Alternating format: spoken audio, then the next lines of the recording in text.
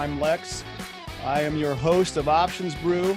We're excited for our debut offering here. We've got a great guest today. Let me tell you a little bit about myself first. So I spent 20 years on the trading floor as a market maker in Chicago. And then another 13 years in the proprietary trading business in our company, off floor. And now I'm part of the Tradier team and in the online retail trading space. So what is Options Brew? What are we doing here? So the team at Tradier wants to offer fresh, exciting content from the top educators, mentors, and leaders in our industry. Why? The options business has transformed from the floor trading days that I knew to the online screen-based business that it is today. So as floor traders, we gained edge through the bid ask. That's just, we got to buy on the bid, sell on the ask, and it was wonderful. We manage our inventory that way. Today, that business for most is long gone. So in the retail trading world, we needed a new metric. And that's where these great teachers and coaches come in.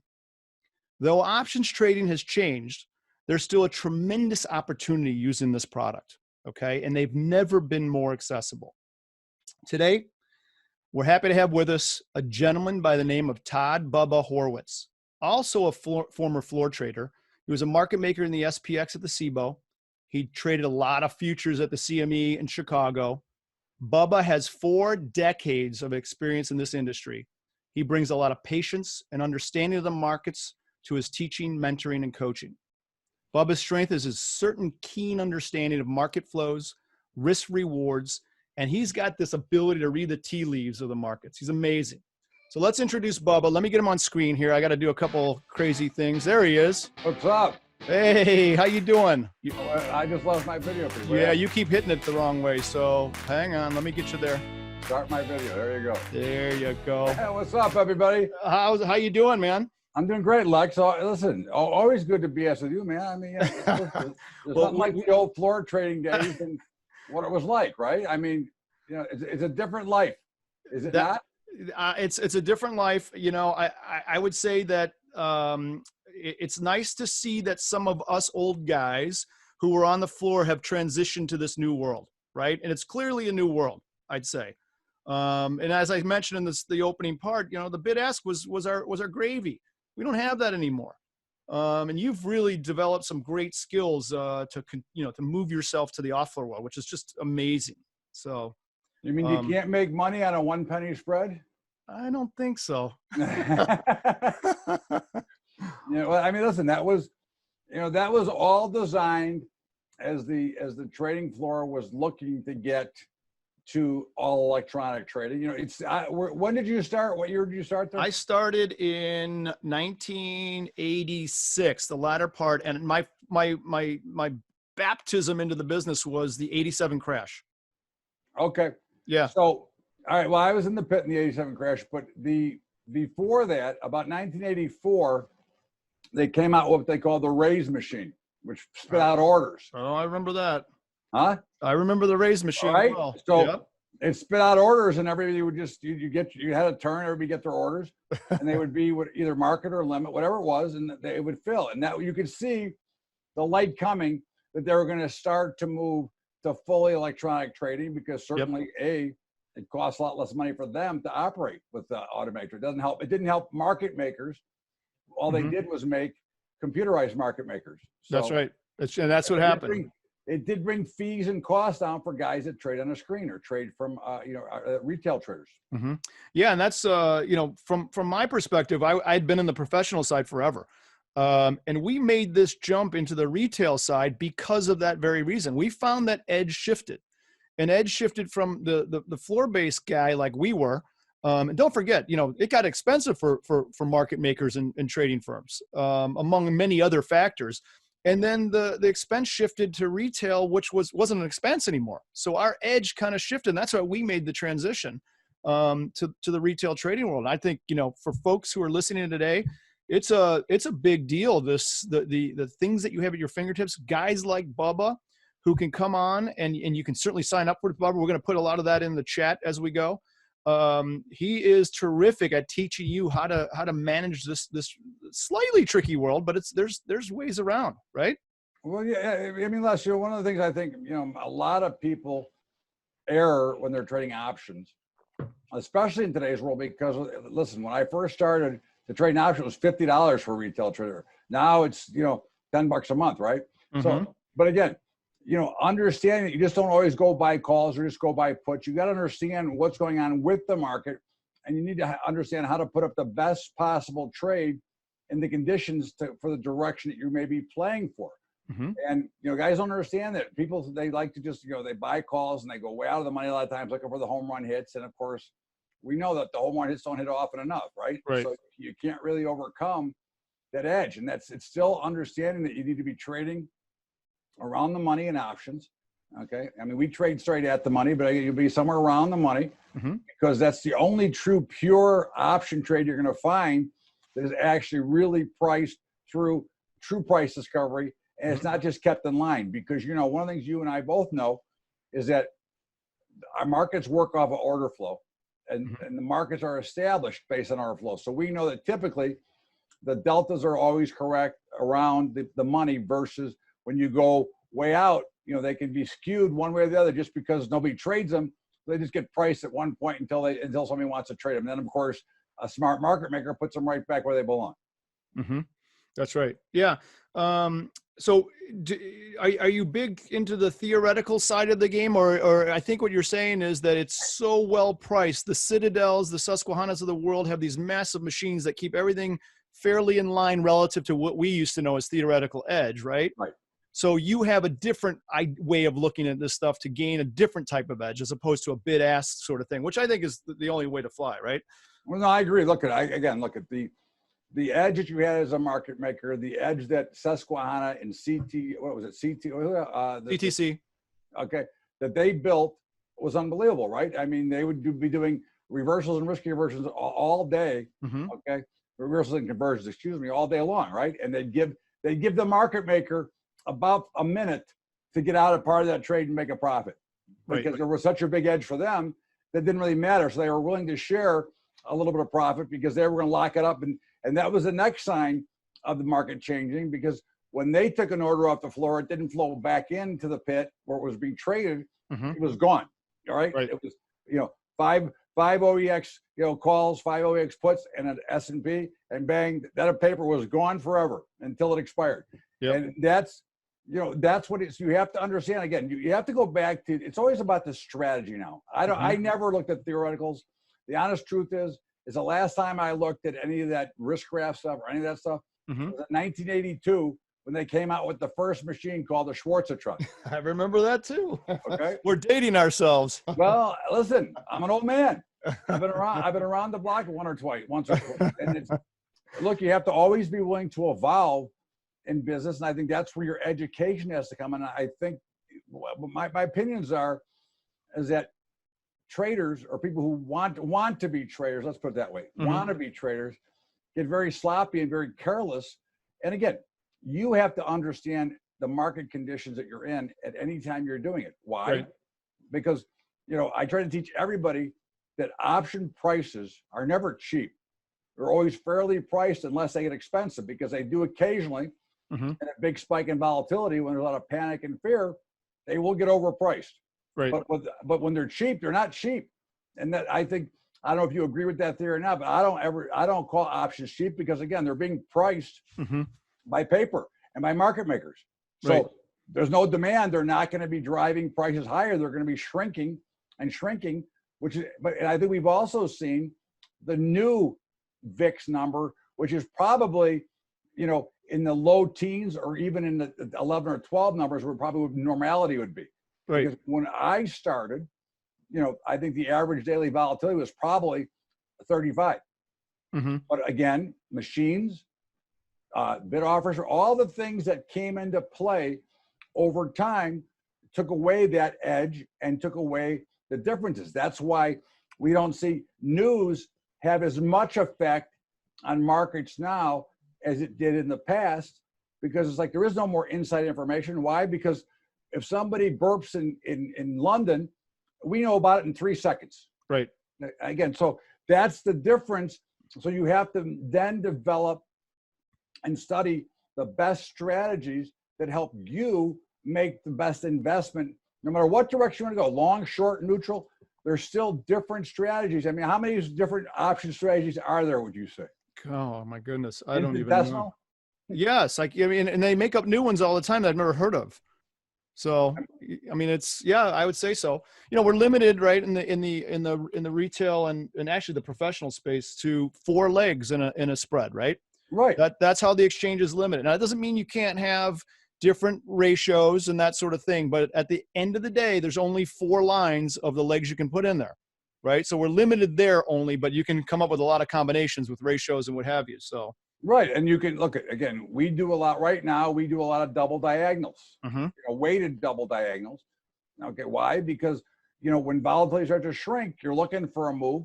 So you want to be shorting the premium and buy, shorting the short time premium, like weekly, and buying out in time, looking for a move. I mean, we actually just had a trade on right now that's still in process. And it was, I built it around earnings. Okay. For AMD. Okay. Advanced Micro Devices. And we put on the 52 straddle, and we bought long calls August 7th, the week after earnings. We bought the long calls and the long puts. We bought the 53, 51, I believe.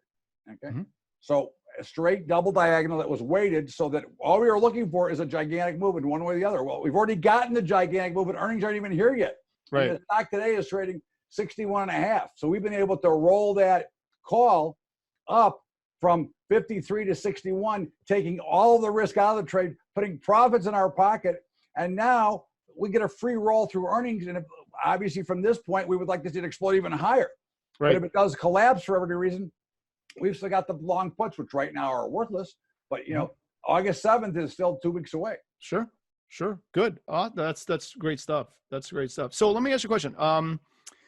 This coronavirus, right? So when that news hit, and it felt like it was overnight, that I have friends in the restaurant business, and those bricks and mortar types of it, literally their income went from something that was fairly nice to zero overnight in 20 hours. Right. In the markets, we know what they did. They went nuts, right? They went crazy.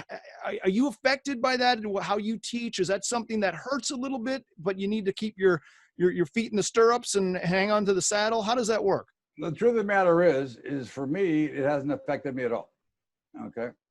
It's affected some of the members because they might have lost their jobs, and they're afraid of the risk capital they may have to use. Yep. But overall, I mean, look, I think there's more trading today from a retail standpoint than ever, I think. Yep. I think coronavirus brought in more. You take away gambling, you take away sports, okay? And you take away all the stuff that people were betting on TV. I mean, it became the market now. Am I right or wrong? I mean, I saw a stat this morning that there was like 700,000 accounts open last month. So that is hard to put your head around, right? That many accounts. I mean, again, you get in and you can trade. Now, again, I'm not saying that's the right thing to do, because again, I watch all the time, and I'm teaching all the time, and I'm trying to make people understand why. I've been learning how to trade options. This is my 41st year of learning how to trade options. Right. I just didn't, you started out, just scalping in the pit, and you started to build some positions, and you used to do some ratio spread. I used to love, when interest rates are high, I used to love short stock and buy calls, right? Because you get paid the interest of the stock. Yep. Because obviously we had a big edge cost-wise, which again, I think everybody makes a big mistake, Lex, in this industry, and they forget, the commissions that you pay are not a part of your office cost, your business cost, which is how many people justify them. They are a part of your liquidity. So you have to be very careful when you make your choices of where you're going to trade and how you're going to trade, because you have to make sure that you never give up that liquidity in the market. Okay, so again, there's a lot of things out there that many take for granted, but I think that's a mistake. That's where I believe that their education and their ability to watch markets and understand what's going on, like coronavirus, that was a stoned out buy at the time. Again, it would have been scary, but I think the worst thing, and I think you remember the saying, is that when you can see somebody yelling so loud you can see their tonsils, which means they're puking out, means you give them whatever they want because they're probably wrong. Right. Yep. Okay? So again, that was a pure example. I mean, there's been a number of them over the last couple of years, Christmas of 18. Yep. You know, but again, it's understanding what type of trade I want to use into this market. So what is this market telling us today? Well, right now, you know, volatility continues to kind of fall and wane a little bit.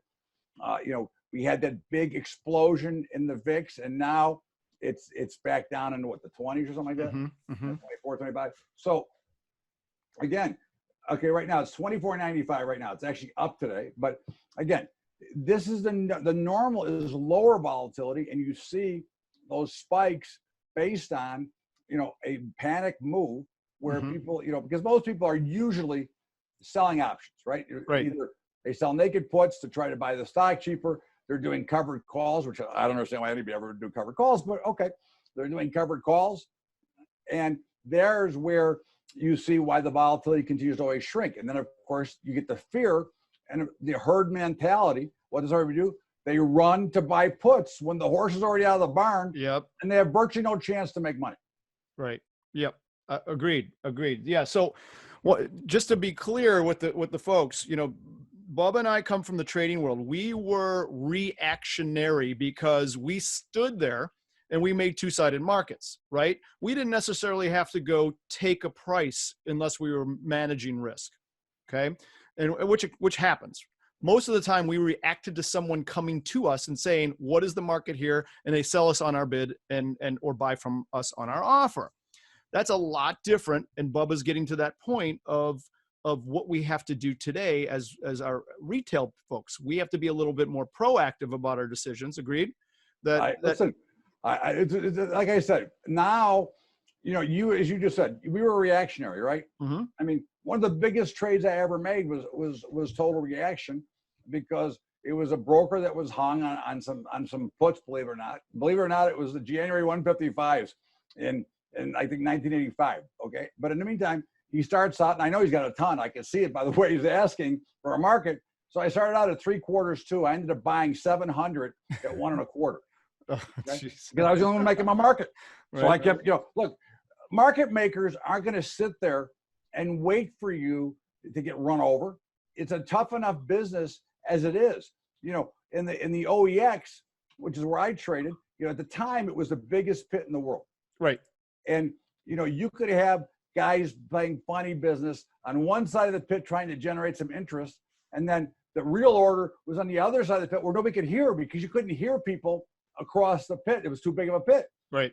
And I think so that's what happens, but there's no longer that portion, which is why there's no more really open outcry, because again, everything is done pretty much by science. Yes, you get the moves here and there. You get the explosion in volatility for a couple of days, but typically it settles right back down. Right. And that's where we end up. And I think that's what people have to understand, which means you've got to continue to study the market. I mean, it doesn't mean you have to sit there full-time hours, but understand what you're seeing, what's going on around it, and learn some different strategies to take advantage of different markets. You know, sometimes you can create, you know, we like to create a lot of risk reversals, but not true risk reversals that you and I know, because, you know, retail traders don't get that kind of margin. But if you want to put on a short risk reversal, you know, you buy a put, you sell the call, and you have to buy a call above somewhere to lock the margin out so that you're not hung with too much margin. Because again, that's where everybody gets into trouble by over leveraging their own account. So you need to, but then you also at the same time, what do? You establish a maximum amount of risk that you want to take. The minute you close that trade off, and as we call it, break the wing, you immediately know what your maximum potential loss is. It doesn't matter. Whatever happens, happens, but that's your maximum potential. But there's times when you want to make that trade. Again, there's times, maybe sometimes just to buy a straight call or a straight put. But at the end of the day, it's about preparing yourself for what you're going to do next, which means you need to have a plan of attack on how you want to trade markets. Right. Good. Oh, look who showed up. Andre. Anthony. Yeah. They showed up, right? Let me ask you a question. So we have a few questions. So let me tell the audience, if you have a question and you're in the live virtual audience, I think there is a hand raise button. And if you're bold enough, I'll let you speak and ask Bubba a question. If not, you can certainly type it in the chat, or there's a Q&A button. So we're probably going to we'll do a few questions, and then We'll do a little Q&A at the end. Bubba, you going to share a screen at all today, or what are you thinking? I wasn't thinking. I mean, I can. I mean, you know. Do you have something you can show us? I mean, let me ask another question before we get there. So the folks who want to be a part of Bubba Trading. So we put in the chat, bubbatrading.com. Please visit. I tell you, he's terrific. He's a great teacher. Knows a lot of stuff. So go visit him there for sure. What can we expect? I mean, what can the folks expect if they want to come give you a shot? Is there a trial period? You don't have to talk money right now at all. Let them figure that out. I don't issue trials. I mean, I make some monthly stuff and sure. Let people listen to, you know, I record everything, Lex, so that everybody's got a record so they can go back and re-listen to recordings. But again, I think the most interesting thing is we do a lot of hedging as well. Because again, most people have some type of a retirement account. We've taught people how to hedge. And of course, I've been doing that course for 7 years almost now.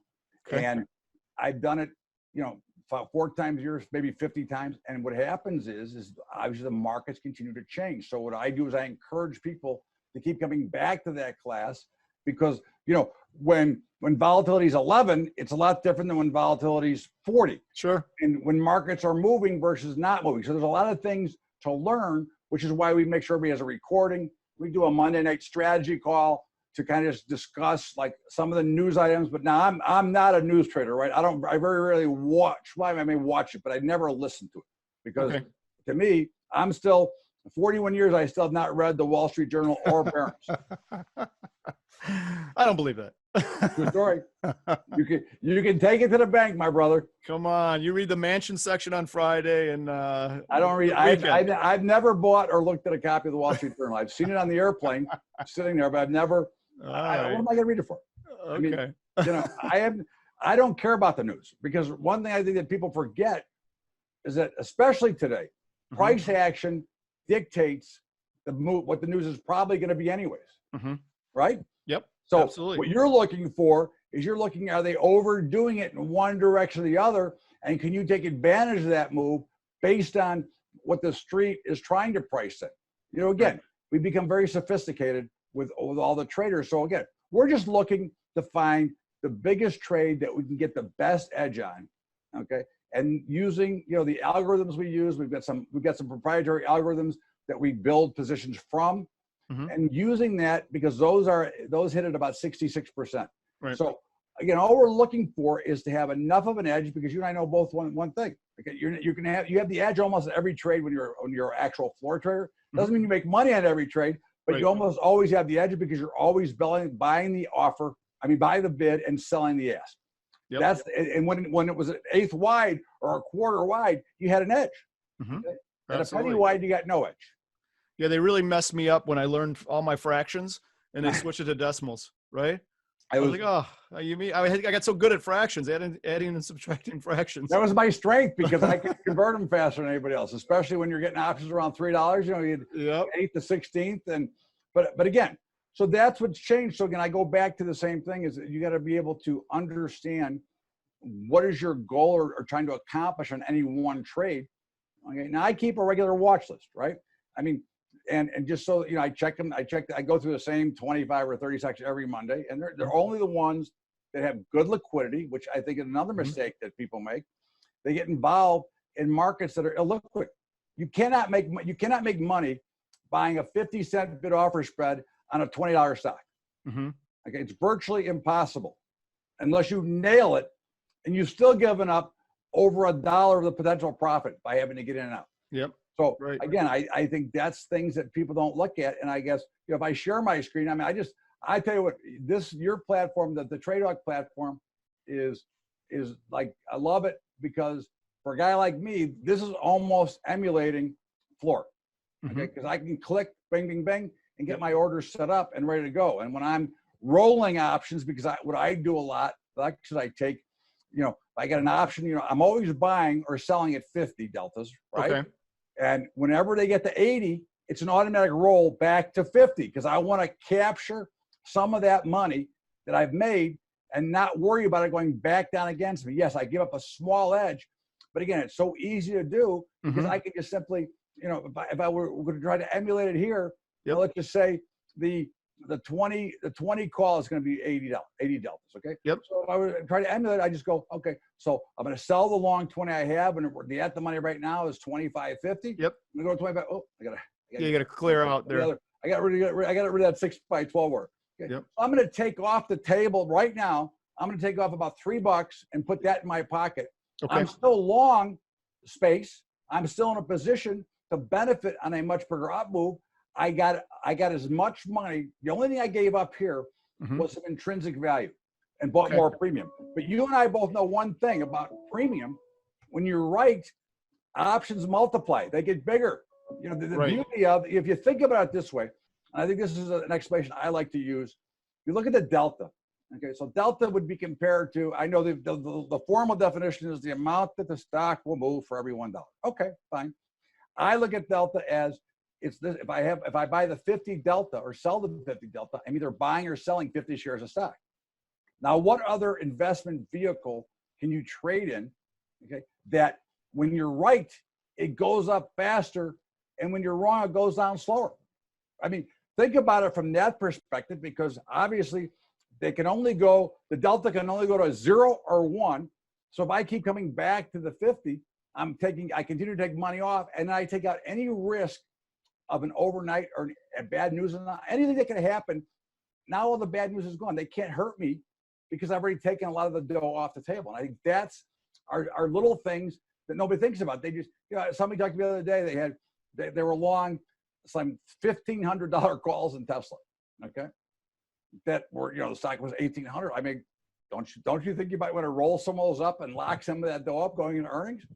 But again, people forget that this is not a business built on greed. It's a business built on trying to grind out the market with the best trade all the time. So when you do that, then you are never exposing your overall bankroll, and you're never exposing your investment as much, because the key is what? You got to be in business to make money. So as long as you manage risk at all times, and you use positions that don't expose you, and you take the money when they're giving it to you, okay? Because I never want to be out of the market. I just want to roll up and take some money out. So if you do all the things you're supposed to do, then you never have that problem of being in jeopardy of losing your investment.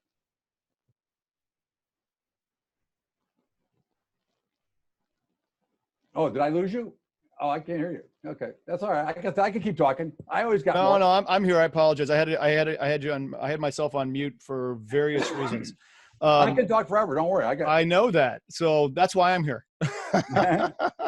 No, so what I'm saying is, what I was saying on mute is that our trading firm, we back in the day, we taught traders, right? Just like you're doing, except of course it was floor based. But we always focused on one critical thing, no matter how you ended up making your money, and you have a strategy and many strategies, but the key thing was discipline. And I think you just hit on that term just now about discipline. And I'd like to tell the folks that, look, you can do things differently. Bubba's going to teach you certain things. Other people are going to teach you certain things, but you got to maintain that discipline. When you go off the rails there, that's when it goes south. That's when you start losing money, and you start doubling up, tripling up. And you know what happens then? Catastrophe sets in, right? Listen, there's nothing. Every day when I text out to my members, usually the last 2 words, especially in these markets, because I believe these markets are somewhat illiquid right now, are patience and discipline. If you don't discipline yourself, look, there's going to be losers. Don't ever think that every trade you make is going to be a winner. They're going to be losers. But it's not the question of whether you win or lose. It's how do you manage that trade when it's right to take the most of money out of it, and when it's wrong to lose the least. Most people figured out how to lose the most and make the least. And that's the problem with why we see the turnover in these things, because again, it's really about the discipline that it takes to be, listen, when you're a floor trader, it takes even more discipline. It's easy to get wound up and caught up on the floor. No, it was busy. Yeah, it's a great point. We had some of our junior traders back in the day. They would take $1 losses and 10-cent profits. Right. I'm like, wait a minute, that seems like it's not good to me. You got to have an awful lot of wins to cover that loss. So we like to kind of convert the other way, right? Well, that's where we go. That's the point we go to. Is again, that's why if you can establish a position that takes out, like, let's say the time decay issue, which is what some of the trades we know how to do, and gives you the opportunity, and you know what the exact amount of risk is when you're making that trade. That's all you can ask for, because again, it then allows you that opportunity to get the big payday if you're right. Mm-hmm. But if you're wrong, and again, there's going to be drawdowns. There's no way in this business, in 41 years, Yep. I've had lots of drawdowns. Yeah. So we have a question on that, since you brought it up. Yeah. Typical drawdown. No, I shouldn't say typical. The gent asked, drawdowns happen, I'm assuming, and I know the answer to this question. Absolutely. Is there a percent number that you see as, things you just can't get around in terms of a drawdown? Well, I think, look, drawdowns can be depending on market conditions. Mm-hmm. For example, in end February, early March, when we had the Corona thing, right? Mm-hmm. If you were long options going into that, you made a fortune because the volatility exploded, right? So if you happen to be in long puts, I mean, they got so overvalued. If you did the right things to protect them, you made a fortune. Of course, subsequently, those same options did not make value from some loss phase. So I think depending on the overall conditions, but I would say in your account, okay, on a given period of time, not one trade. I mean, I don't think you should lose more than a couple of percent on any one trade. Okay. Got it. But over time, I mean, listen, I've had drawdowns of 15 or 18%. And again, I understand it, so it doesn't concern me. I've never lost night's sleep because of a bad day. I get it. I know what it's all about, but I know the opportunities that are there for me all the time. So I don't worry about it. I know it's part of the business. There's just no way around that fact. So you have to gauge the money and gauge who you are. And again, you cannot let the losses accumulate. Okay, you have to make sure that you manage those losses. Okay, which just goes back to the point. If you'll understand some good strategies, you can build in what your potential max loss is right away and not have to deal with it. Right. Good. Let me just take a quick look on your screen here for a second. I want to ask another question. You talked about this 80-50 delta roll, right? Mm-hmm. So typically, I think what some of what some of the things you do is you might be long this call. I'm drawing on your screen. Do you see that? Yeah. You might be short this put, and you might have a protective put about 5 strikes below-ish, thereabouts, correct? Right. Okay. So if this becomes 80 delta, we roll this thing up to the 50 delta. Is that right? Okay. Yep. What do you do with the other side of this? Do you ever do anything with that, or do you just leave that to go away? What I do is I always close a short option at a nickel. Okay. To me, when I only got $5 left to collect, but I've got, in this case, $200, $500 worth of risk to win to make $5. I'm taking the $5 out of play. Yep. That trade's over. But of course, I'll leave the long option on till expiration, because guess what? Sometimes, as we used to call them, teenies, they grow up to be adults. Yeah, they grow. You're right. And I some of the folks that I talk to in your group, I tell them the same thing. There's nothing better than having a free lottery ticket that you cannot lose on, right? You've taken that short off of the trade, so what's the big deal? Again, that's the point. I'm not trying to squeeze that last $5 up. I agree. Again, usually that trade, if it's working properly, will be rolled to a new expiration. Yep. And then when it goes to a new expiration, I will close the current and then open new out in time. Right. And then that's at that point, typically, if we're correct on the trade, you're only going to liquidate the long call and open up the new position, which would be long a call, shorted at the money, put in long, put out of the money. Right. Okay. Again, and all that does for anybody, if you don't understand what I'm actually talking about, is it takes away the margin requirements. Market makers ourselves, we just used to do straight risk reversals, which is straight risk reversal is you buy a call, sell a put. Right.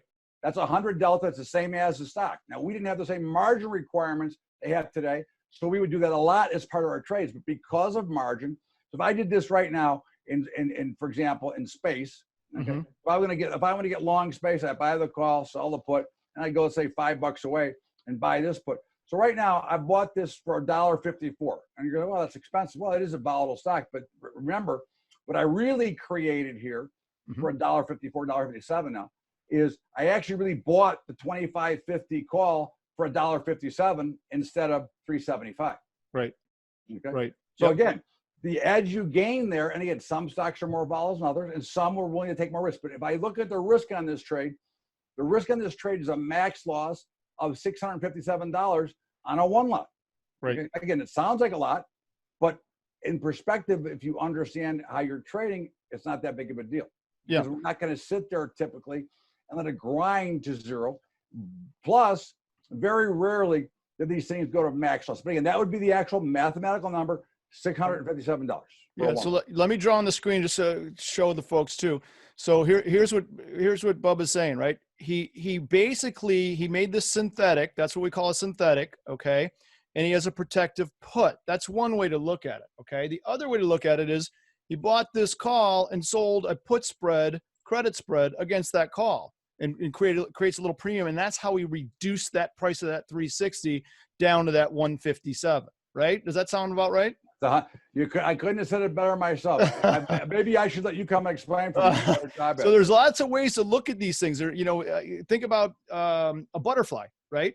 So when you probably teach butterflies or iron condors, well, that's just a butterfly is a call spread. So you're long a call, short a call, and then it's a short spread as well. You're short another call, the same one, and you're long a top one. So what happens? You got 1 by 2 by 1, 2 call spreads, right? So there's all kinds of ways. The point of the matter is there's all kinds of ways to look at this and dissect this stuff. Having a tutor like Mr. Horwitz here, terrific resource, right? Yeah, I am a terrific resource. I understand. You do say so yourself. I understand. Listen, the one thing I do understand is I understand markets. Okay? Yep. And I understand trades, and I understand human emotion and human, things that go on in people's mind, which I always try to head off before it happens. Right. Because again, when you've been around as long as we have, especially as long as I have, you've seen there's not much I have not seen in this industry. Okay. I mean, I stood there in the crash in '87. Okay. I did too. That was no fun. It was very scary. Well, I've never heard the trading floor to that point as quiet and as eerie as it was. Yeah. Okay. No, I agree. That was something else. Okay. I'll tell you what, I'm sorry. No, go ahead. I was going to say, let's take some questions. Okay. And last point, now we can take questions. Okay. The one thing the abilities that you have, if you take the time to learn the option model, there's a lot of synthetic types of trades you can create. Okay. Depending on your capital and what you have. But again, you can do all kinds of ratio type spreads. You can use stock at points, which is the last thing, because this is where people get nervous, which is there's no reason to get nervous. If you get if you have a call spread on, a short call spread on, you're wrong. You're losing. The stock's the spread is fully vague, and you get a sign. Do you have to worry? The answer is no.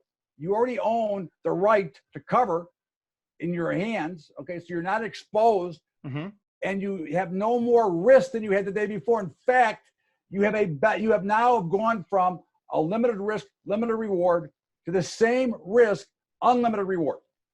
Okay, because now you're just short the stock, plus the right to get out of it.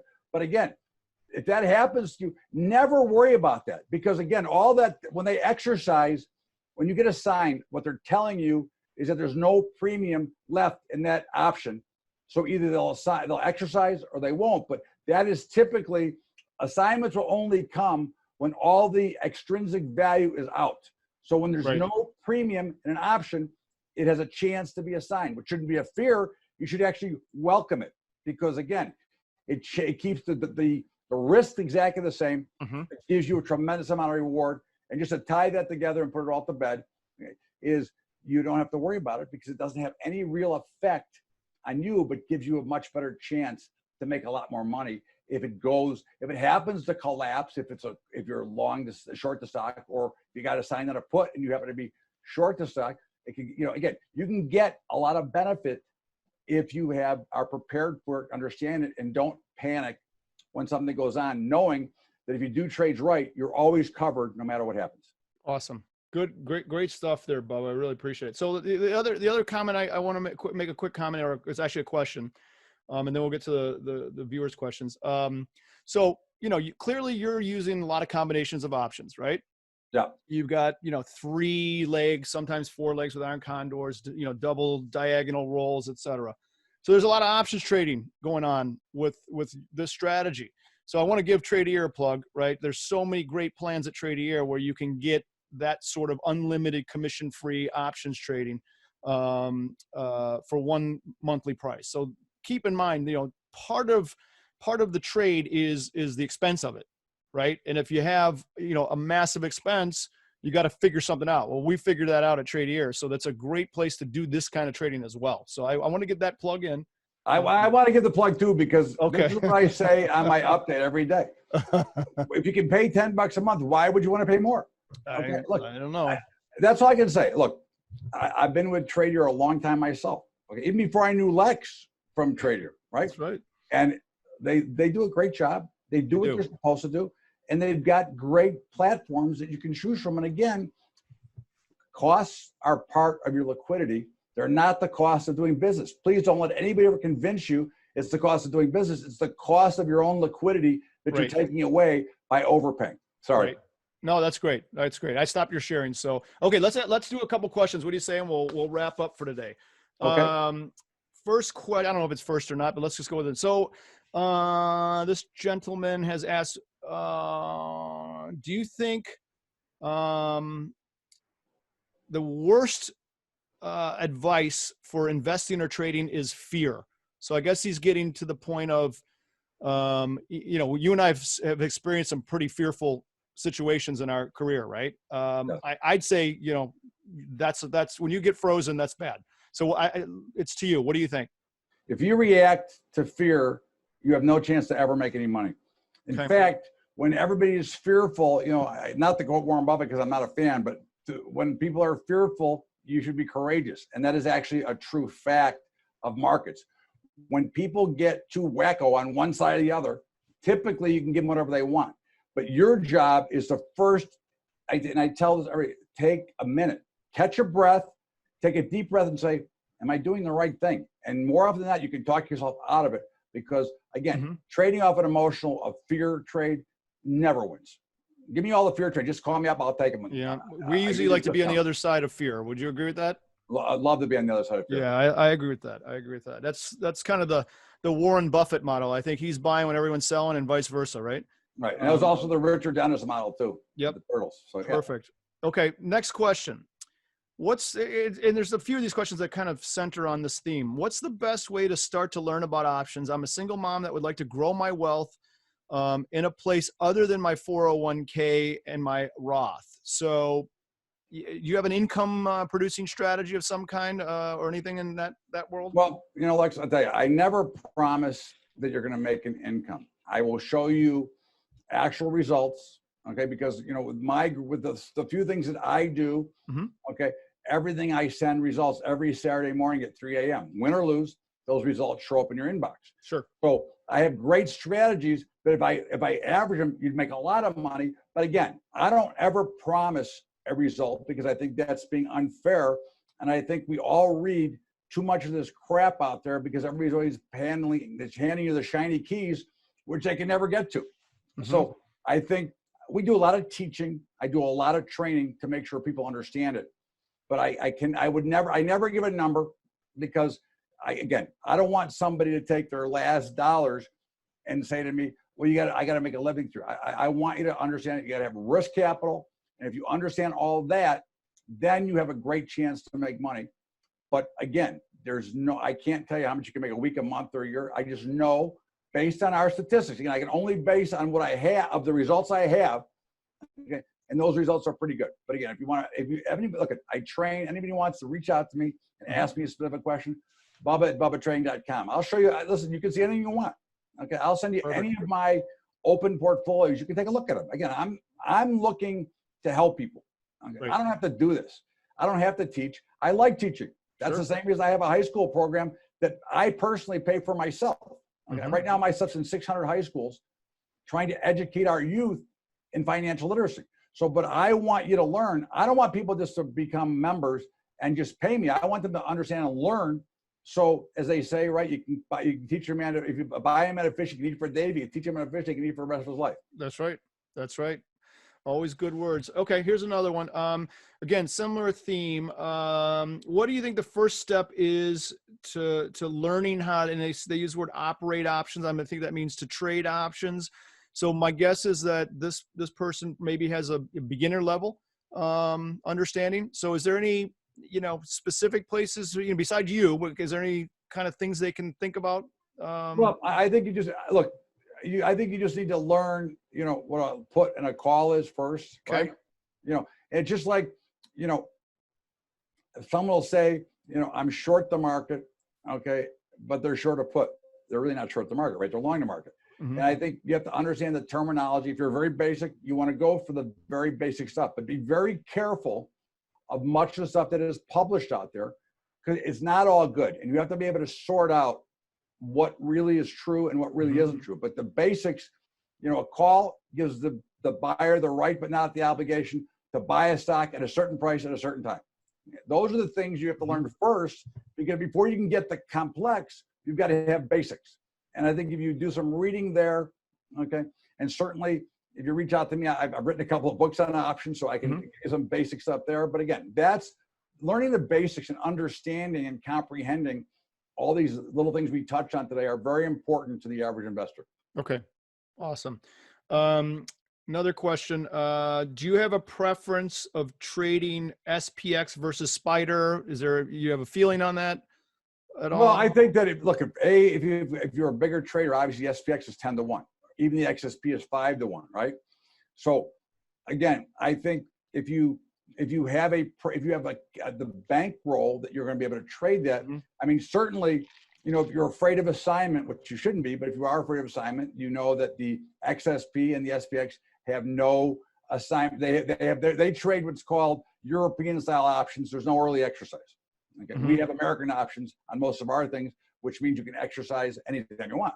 So I personally like the SPY better, because I think it gives me more flexibility, and it also gives me a way to sometimes work my way out of positions piece by piece instead of all at one time. If you're trading 1 versus 10, I'm stuck with 1, win or lose.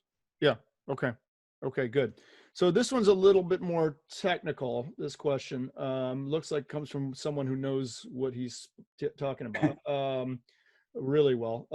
So he's noticed that liquidity, this is SPX again, liquidity in far out month options, like 9 months to 2 years, okay, seem like they are still COVID width, even though closer in options are like 0.02% wide.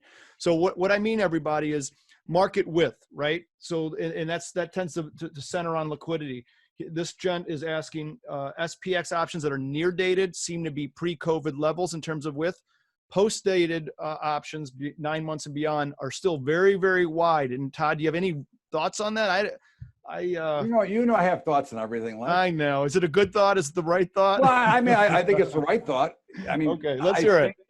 I think when you're looking at, first of all, I think trading out in that time frame is ludicrous to begin with. But anyways, if you want to trade out there, great. Why is that?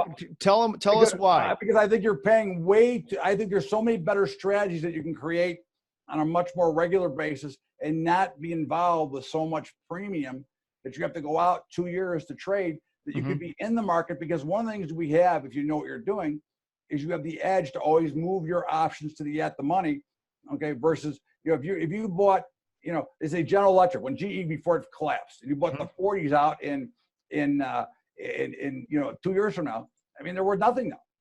In the meantime, if you were trading at the money, you would have been able to trade it on the way down and catch a lot of that move versus just throw it away. I'm not a fan of leaps, and that's just not for me. Again, but everybody's got their own stuff. But I think the overall lack of liquidity in markets to begin with. So now, if there's only so many dollars showing up in the market, it's going to be more in the near term. Plus, remember, markets are really developed by what? They're driven by paper that puts in a bid offer spread, because by law, there has to be the best bid and the best offer there. So what they're telling you is it's not very liquid, and nobody wants to step in front of that trade to take the other side unless you want to pay for it. And they're saying to you right to your face, you want to pay for it, you're getting the worst of it, but you're going to have to, if you want in, you got to pay. That's a great point. And when Todd refers to they, he means the market makers who are making those two-sided markets. And listen, we did that. So when someone came into our pit back in the day and said, hey, give me 1,000 up in, 2-year options. Guess what I said? I said, okay, I'll give you a market. You're not going to like it, but it's because I got to live with it. I'm wearing that for 2 years before it becomes liquid. So that's another great reason for why that stuff exists the way it does. Okay, great. I think let's stop there. If you don't, hold on. There's one more. I think this gentleman's from Mexico and wants to know, is your program available to Mexican citizens, Todd?